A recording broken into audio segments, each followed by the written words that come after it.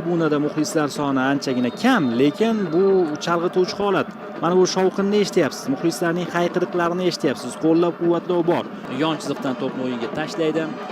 Jarima maydoni ichiga emas, Temurxo'ja Abduxoliqovga yetkazdi. Turopov, Abduxoliqov o'tib ketmoqda, o'ynashga ruxsat bor. Endi ma'lum bo'ldi qo'lga tekkani va bu gol inobatga olinmaydi.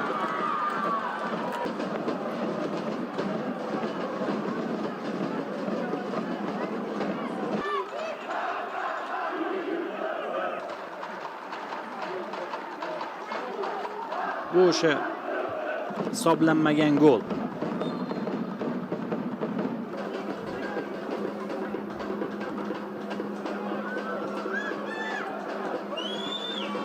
Yaxshi imkoniyat Lokomotivda, zarba noaniq.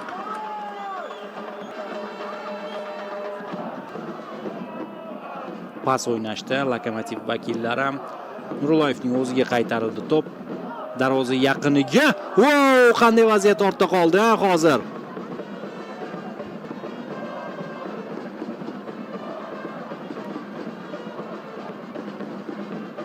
Mana e'tibor bering. Abdulloh Yo'ldoshev, Muhammadiyev, uzatma ko'ramiz hozir. Xuddi shunday bo'lmoqda. Temurxo'ja Abduxoliqov to'xtatib oldi, ustun qutqarmoqda hozir Andijon jamoasini. Abduxoliqov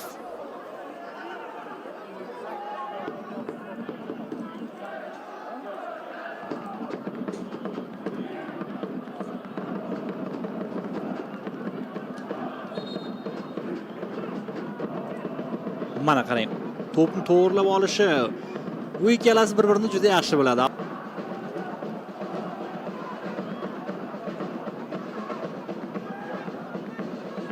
Lokomotivning yana bir hujumi. Nurulloyev yana yuqoridan xavfli vaziyat, zarba va gol! Lokomotiv hisobni ochmoqda. Abdulloh Yo'ldoshev hujumga chiqib gol urib kelyapti. Lokomotiv uchun. Va nishonlash mana bunday bo'ldi.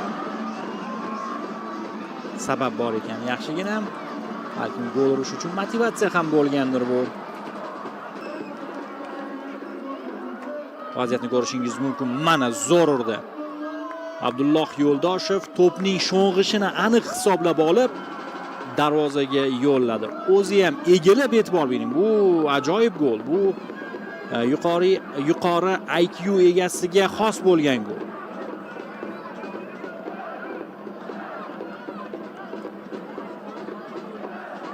Himoyachilar albatta bu yerda aybdor.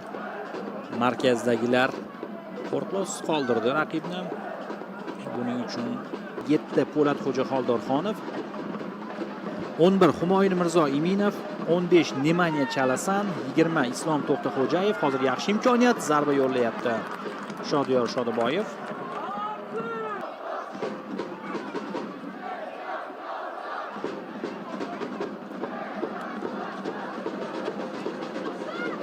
Va pasni ko'rdingiz, xavfli vaziyat. Shodiboyev aldadi, zarba yo'lladi va himoyachi qaytarmoqda. Ikkinchi urinish va gol! 2-0 Sardor Mirzayev o'z nomini tabloga yozdirib qo'ymoqda. Shodiyor Shodiboyevni ham kutayotganlar bor, e'tibor bering. Ko'rishingiz mumkin mana. Shodiyor Shodiboyev bo'sh qolgan edi. Chalg'itdi Usmon Aliyevni. Mana bu zarba qaytarildi. Keyingisida o'zaro bir-birini juda yaxshi tushundi. Turopov edi adashmasam. O'zi zarba bermadi-da, pas berdi Sardor Mirzayev tomoniga. Ko'pchilik zarba kutganda, u Sardor Mirzayevning to'p bilan ta'minladi.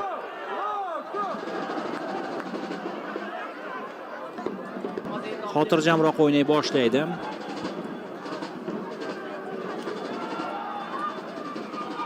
Mana bu pas ajoyib edi. Andijonning hujumi. Xoldorxonov.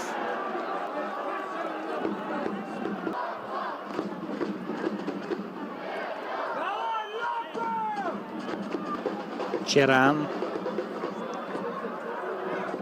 yetib bora olmadi. Cheranning pasi ham juda kuchli deb bo'lmasdi o'zi.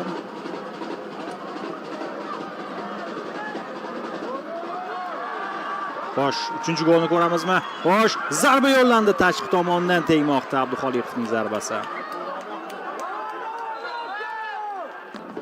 Qayta chalindi, to'xtab tur degan shekilli darvozabonga. O'zi ofsayd yo'qmikan?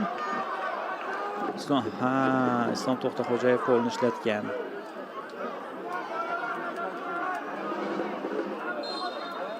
Oxirgi pallada ancha aqlli edi. Mana bu pas ham yomon emas. Iminov o'zi yetib oldi, yetmaganiga mana bunday pas beryapti. Dragan Cheran ortga qaytardi. Zarba yo'llandi darvozabondan seyf. Kucherenko davom ettirdi seyfni. Xoldorxonov Usmon Aliyevning uzatmasini ko'ramiz. Ikkinchi qavat orqali himoyachilar yo'l bermadi zarba uchun, imkon qoldirishmadi. Ikkinchi temp Muhammadjonov Andronikashvili sinab ko'radi, yo'q o'zini aldab o'tdi. Endi zarba berdi va ajoyib gol urmoqda. Andronikashvili baribir uraman dedi. Birinchi himoyachi chiqib kelganda aldab o'tdi. Zarba beraman nima qilsang ham shu safar dedi va darvozani ishg'ol etmoqda. Darvozabonga imkoniyat qoldirmadi. Darvozabonni shunchaki tomoshabinga aylantirdi u. Andijon muxlislariga umid uchqunlarini ham berdi. Mana qarang, birinchi himoyachidan o'tdi, ikkinchisiga kelganda zarba berdi. Zarba ham shunaqa berildiki, ortidan o'sha pult bilan boshqargandek kuzatib turdi. To'pning borishi ajoyib. Trayektoriya o'ziga xos edi.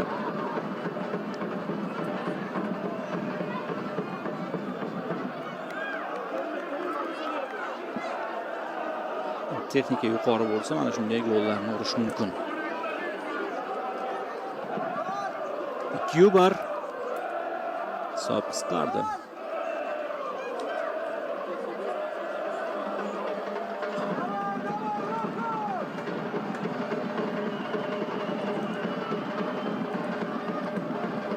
Kucherenko ortga pas Zateyevga, tezkor bo'lmagan jamoadoshiga mana bunday pas berib qiynash Kucherenkodan va mana bu voqealar bu sababchi. Va shunday bo'lmoqda. Mana bu ishora darvozabon maydonchasiga ishora qildi nazarimda. O'sha tomonga yo'naltiraman deya. Ha, shunday bo'ldi. 2-2. Andijon hisobni tenglashtirdi. Qarib turibdi Cheran gol muallifi. Mana nega tashlandi u. Mana u qanday o'yinchi.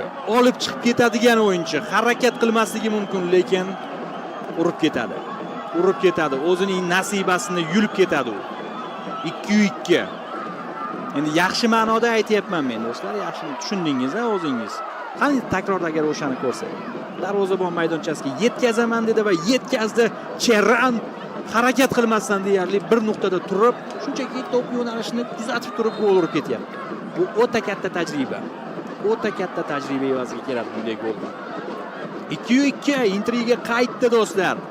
Hammasi 0 dan boshlanadi va qisqa fursat ichida g'alaba uchun harakat qilib kurashib ko'radi jamoalar.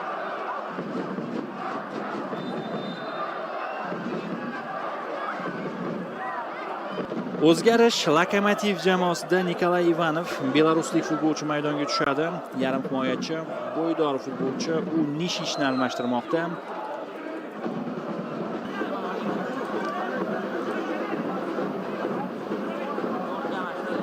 Turop ichkariga, Cheran.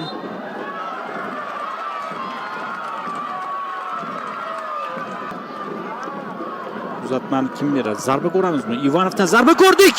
3-2 Lokomotiv oldinga chiqib olmoqda yana qaytadan. Ivanov. Mana sizga rikoshet sababli Adhamov bu to'pni qaytara olmasdi.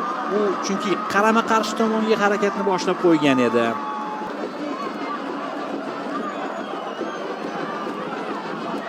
Mana o'sha rikoshet. To'xtaxo'jayev u ham qaytaraman degandi to'pni. Uzoqlashtiraman deganda yaxshi tushmadi oyog'iga.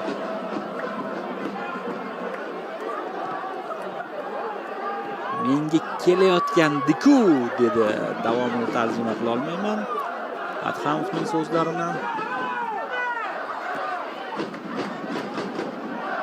Xoliqov birinchi. Ivanov o'ng qanotga qarshi hujum 3-3 ketmoqda. Lokomotiv xavfli vaziyat bo'lishi mumkin. Ichkariga kirib bormoqqa yaqinlashib boryapti. Uzatmami zarba ustunga tegdi. Uzatmagan edim. Lekin shu yergacha ajoyib tarzda kirib bordi. Jasur Yaxshiboyev zarbasi ham kuchli edi, e'tibor bering. Ustungina qutqarib qoldi Andijonni. 89-daqiqa. Yo'q, 88-daqiqa. 9-daqiqa. Endi boshlanadi. Xo'sh, golmi? 3-3. Andijon hisobni tenglashtirmoqda. 3-3 inobatga olinadi, lekin hozir bu yerda nishonlashdan ko'ra jiddiyroq, muhimroq vaziyat bor. Hamidullo Karimov va u gol urmoqda. Do'stlar, Hamidullo Karimov, hozir bir ma'lumotni aytib o'taman. O'rinbosarlar chempionatida to'pirar bo'lib turibdi va bugun Superligada ham gol uryapti. To'xtatish ajoyib. Andronikashvilidan pas edi. Endi esa darvozani ishg'ol etdi. 3-3 do'stlar, 6 ta gol ko'rdik. Oppa.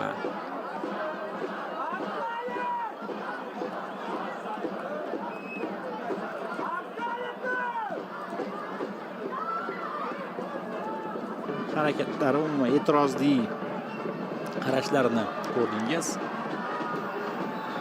Yana gol ursa ko'ramiz. 90+2-daqiqa Ivanovdan zarba, darvozabon qaytardi Adhamov. Ikkinchi taym bor. Zarba bo'ladi. Nurulloyev Ivanovning urinishi jarima zarbalari uchun ham tushirilgan ekan. Bu o'yinchi uzoqlashtirildi. Cheran bo'ldi. Yakunladi Firdavs Norsafarov. Uchrashuv 3-3 hisobida tugamoqda do'stlar. Jangovar durang. Shunday deya olamiz. Jangovar durang.